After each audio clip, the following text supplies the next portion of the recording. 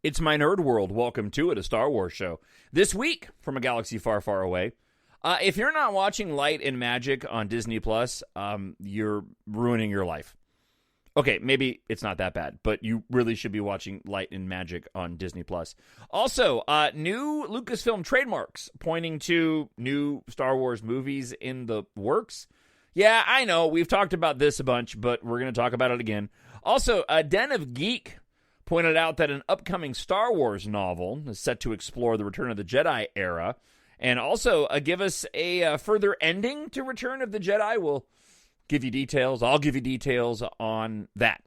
You can find the show, right, on YouTube or on whatever podcast platform you listen to it on. And I know that because you're listening to it already, but I would encourage you to like and subscribe to whatever platform that you are currently enjoying My Nerd World, a Star Wars show on. All right, so that's enough of me. Let's go ahead and get to this week's episode.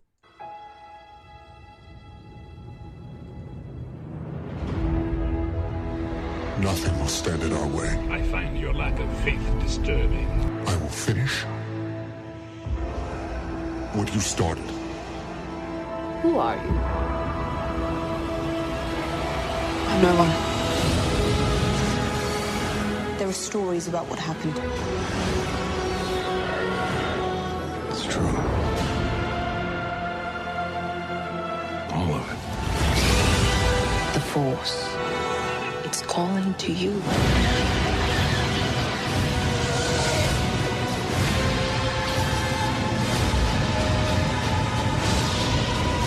My Nerd World. Just let it in. And now you can get more of me. My Nerd World, a Star Wars show. I'm your host, Jon Justice, and if you're not watching Light and Magic on Disney+, you're doing yourself a disservice. I didn't think that I could learn any more about the making of the original trilogy. All three films, but specifically A New Hope.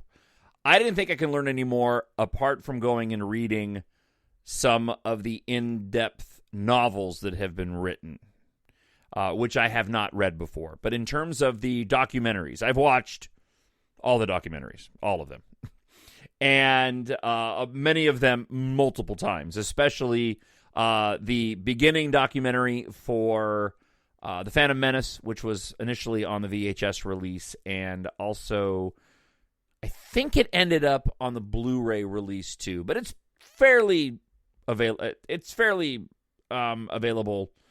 It's available in a lot of different places. I actually think it might even be on Disney Plus under the extras for The Phantom Menace. Either way, that documentary, the Director and the Jedi, both the documentaries for The Force Awakens and for The Rise of Skywalker, and Empire Dreams, most specifically. Empire of Dreams, which is available on Disney Plus as well. Again, I love behind the scenes. And I didn't think that I could learn anything extra. That's not true. Light and Magic gives so many new and fresh takes on the making of A New Hope and The Empire Strikes Back that I was shocked at the information that they provided in this docu-series.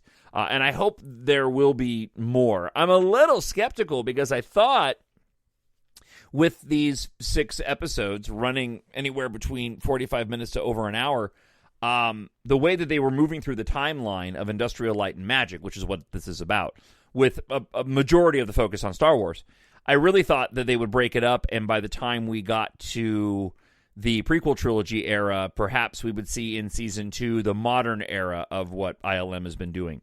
And if I had one complaint about the series, it's that the last 2 episodes kind of hit the gas pedal and run through a very long period of time in a very short period of time. They end up kind of cramming in the talk of the prequels and of, all the way up into The Mandalorian now. Really interesting, too, because it follows the story of Industrial Light and Magic chronologically, But it ends up skipping over when Lucas decided to do the special edition, which really kind of bummed me out. I know that George, after seeing Jurassic Park, decided that he could go ahead and not only move forward on his prequel trilogy, but also as a baseline could start with the special editions for the original trilogy. And I was really looking forward to them getting into that particular detail, and they blasted right past it, which I thought was really odd. And I hope it wasn't one of those things where, because the special editions are so controversial, that they didn't want to talk about it. I hope that's not the case, because I would have loved to have seen interviews done about working on that particular project. But go watch Light and Magic. Trust me, you will absolutely not be disappointed. It is fantastic. We are the spark that'll light the fire that'll burn the First Order down. So Star Wars News Net has an interesting report out. They talk about San Diego Comic-Con and how the Marvel Cinematic Universe hastily filled ahead of the companies. Let me back up.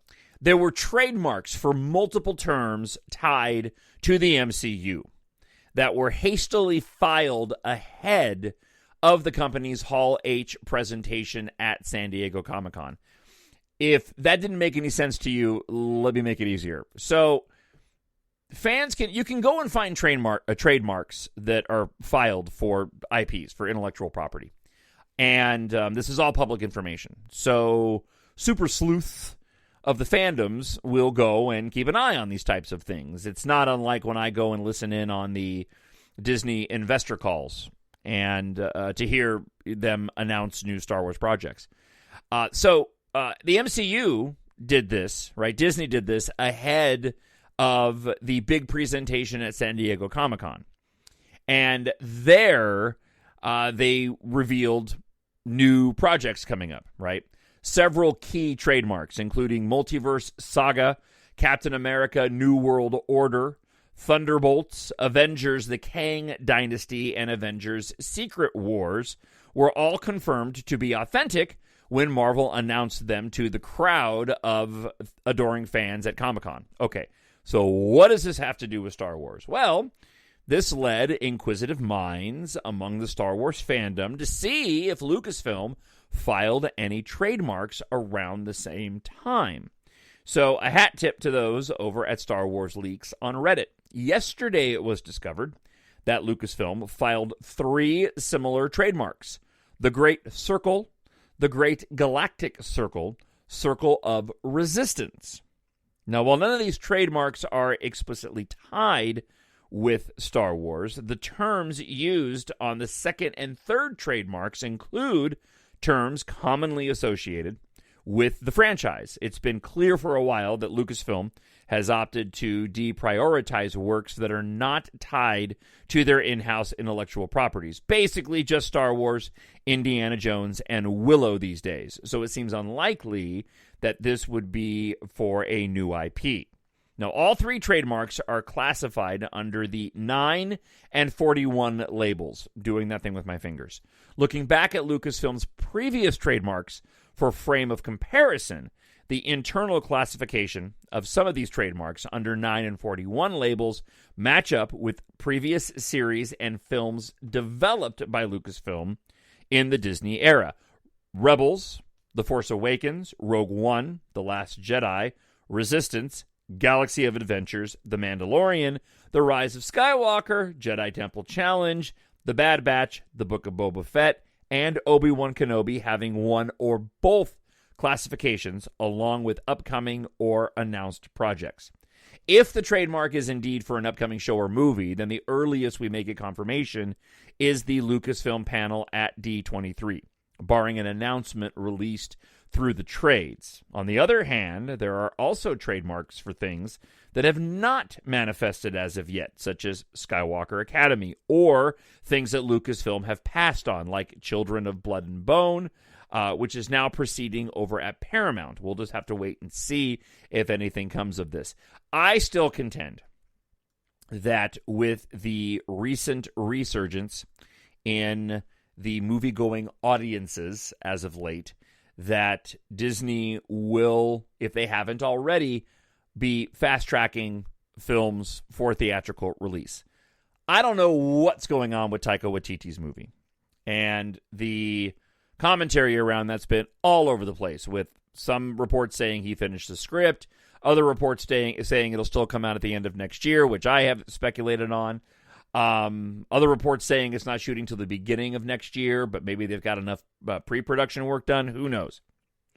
But after the mixed reviews of Thor: Love and Thunder, to say the least, and Disney's ability to overreact to things, I wonder, if Taika's movie ends up being set aside in the wake of bringing something else to the big screen.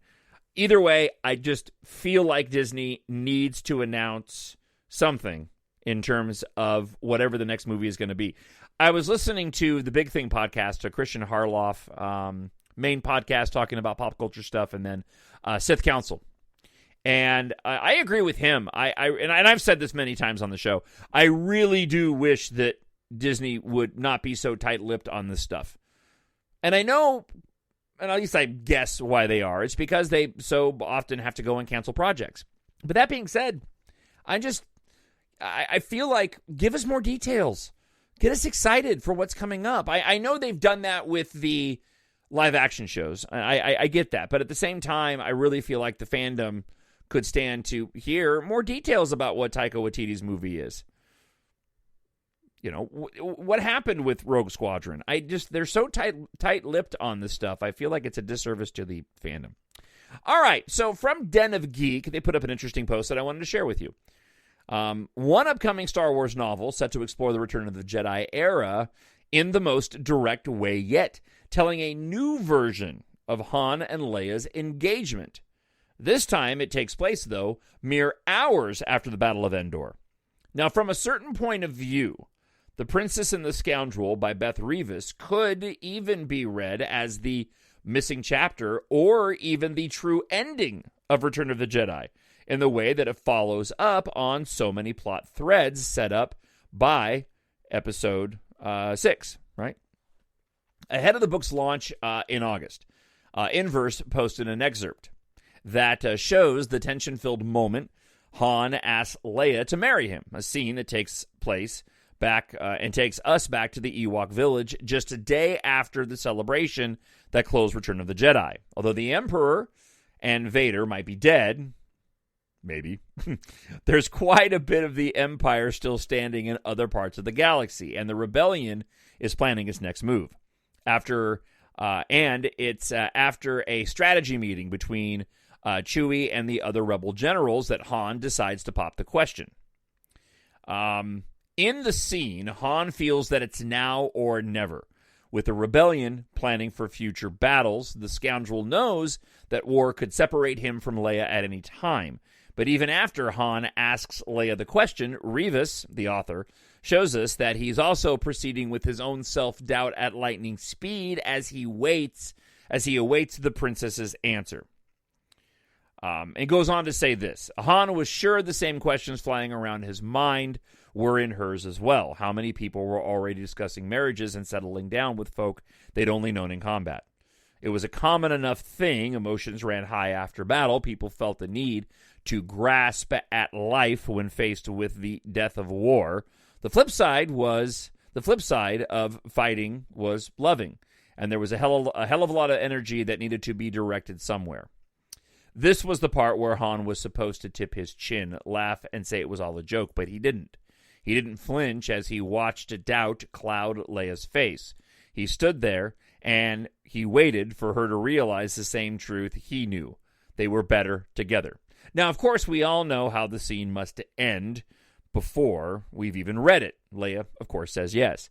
The rest of the novel will cover everything leading up to the actual wedding, which takes place in the Ewok village, as well as their honeymoon on the star cruiser called Halcyon. And that's the same Halcyon that serves as the setting for the Star Wars hotel in Florida. In other words, the princess and the scoundrel has established that, unlike in Legends, Han and Leia married immediately after the credits rolled on Lucas's first trilogy. So soon after that one could make the case this event should have been the final scene of Return of the Jedi? Nah. A wedding processional meant to evoke a familiar imagery of the last scene in A New Hope where Luke and Han received medals from Leia after the Battle of Yavin? Okay, I could see that maybe. As Lucas would say years later while making the prequel trilogy, Star Wars is meant to rhyme like poetry. So this comes from Del Rey Books that'll be released on August 16th, again called The Princess and the Scoundrel. I just thought it was an interesting story. And I liked, I kind of wanted to, get into a little bit of this idea of having that have been the tag to Return of the Jedi. But listen, the tag to Return of the Jedi, the very end of the film it's pitch perfect, even after the special editions take place in my opinion, with the inclusion of Hayden Christensen, especially now, given what we've seen in the Obi-Wan Kenobi TV show. I need someone to show me my place in all this. All right, keeping it short this week, just one listener feedback I want to share with you from friend of the show, Miranda, who writes this.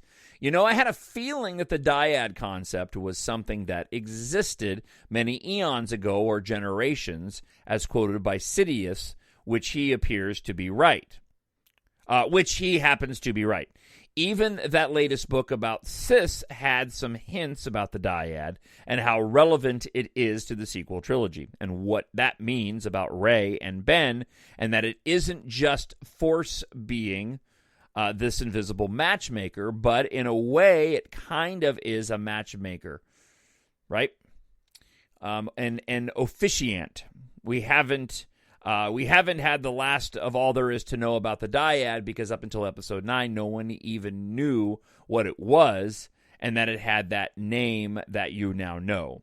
Yeah, and again, this goes back to the previous podcast. I just really, really love this concept of the dyad, and I hope it's something that gets explored in the future, especially in a film, because you know how much I want to see a Star Wars movie. All right, thank you so much for checking the show out this week. If you are new to the show, I hope you will take this opportunity to go and check out my science fiction space opera series, EMBARK.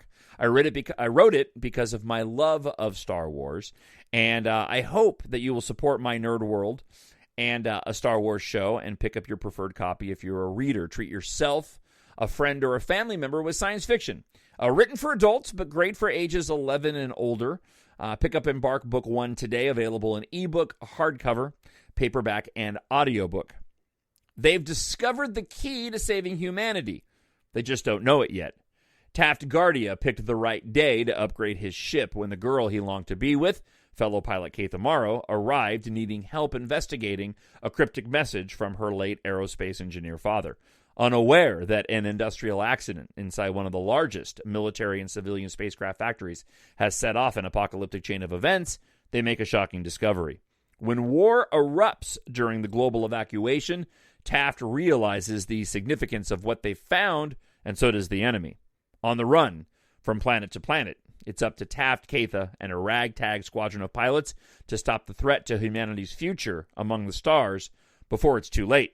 Don't miss this 2021 Tale Flick Discovery Sci-Fi Award-winning series.